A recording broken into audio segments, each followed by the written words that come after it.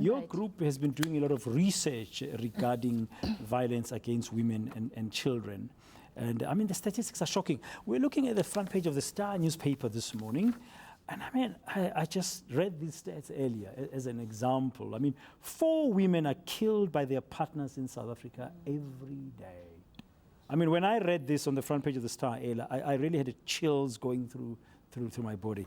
And I looked, 50% of children in South Africa will be abused before they are 18 years old, according to the Medical Research Council. I mean, yourselves, with your company, with your group rather, the Psychiatry Management Group, you found other shocking statistics.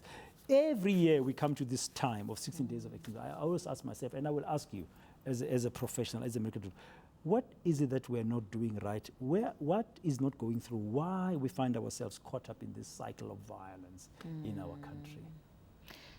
We are in a very violent society that we live in here in South Africa. I think it starts early on in childhood, you know, our being exposed to violence in the home, being exposed to violence in schools, in the community.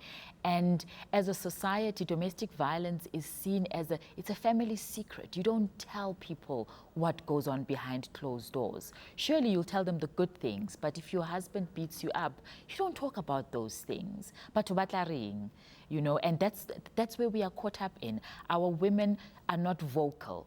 And these statistics that you're mentioning are, I think, just the tip of the iceberg, because so many reports or incidents of domestic violence go unreported. Or even if they are reported, they are not handled as they should be at our police station. I mean, there's a case in point. There's a report we're doing earlier. Our colleague, Sigele Lamting, did a report, a Good Samaritan, Pam Green, the other day on the highway, witnessed an incident where a woman was thrown out of a moving car. She dashed on the highway to try and assist and tried to get help from the police. She was told to phone another number, and she got through to that number, and she was taken from pillar to post. Yes. By the time the police arrived, they realized that at some point that this woman who was bleeding and crying and stuff happened to have been thrown out of the car by her husband, and the police then walked away. They did nothing about it. Maybe no wonder why women then don't report cases of domestic violence. Yes. So law enforcement as well doesn't seem to be playing this, but that's just one incident, for instance. In your research, when you talk to people who are victims of such violence, do you find that part of the reluctance in reporting is because maybe from an implementation of the Domestic Violence Act and other laws, similar laws, that they're not being implemented very well, and women feel that what's the point of reporting it? They feel like, what is the point of going to the police? Because the police are just going to say, Mama, report it to the uncles and the aunts. So it's a family issue. You know, come to us after he has done something. Don't come to us that he's threatening to kill you, he's threatening to do grievous bodily harm to you. Come to us when he has done that already. And often enough, it is fatal. You know, and another reason I think that women don't readily report acts of domestic violence is fear of their perpetrator. They're afraid that when I go back home, what more is he going to do to me?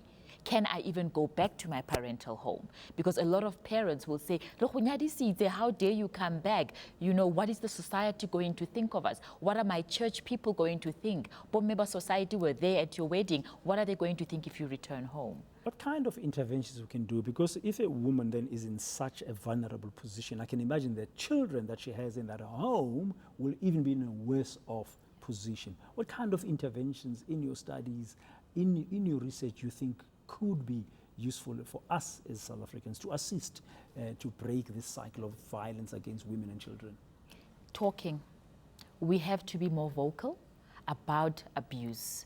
As women, we need to stop shying away from the realities that we are living in. We need to stop shielding our partners who are abusing us. We protect their image. You know, often my patients would say to me, I can't tell my parents, you know, how are they going to look at him in future? After we've made peace, they will still be angry and upset with him, and they won't welcome him back. And I tell these women that the more you continue shielding him, you're perpetuating the violence, you're giving him permission to continue abusing you. And that in turn is abusing your children because you are now exposing them to this violence. And a child modeled after the parent, that child will now learn that this is how we show love. If you love your partner, you beat her up.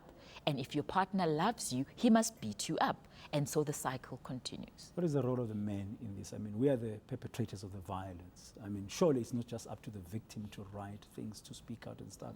From what you've seen, I mean, men, we should be playing a role. We should be the ones who are not perpetrating the violence after all. But we are the ones who are the guilty ones here. Yeah.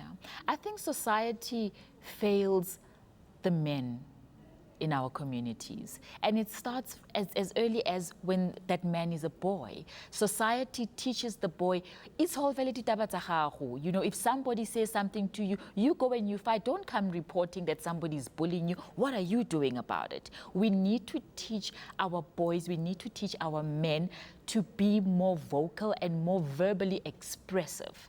Not have a temper tantrum, because a temper tantrum, when you are 40 years of age, you know, you do grievous bodily harm to somebody. So you need to, if you're frustrated about something, learn to articulate it verbally. Express your emotions. And so often, a little boy comes home, he's fallen on the playground, knee is bleeding, and what do they say? Hey, stop crying, you're a man, stop crying.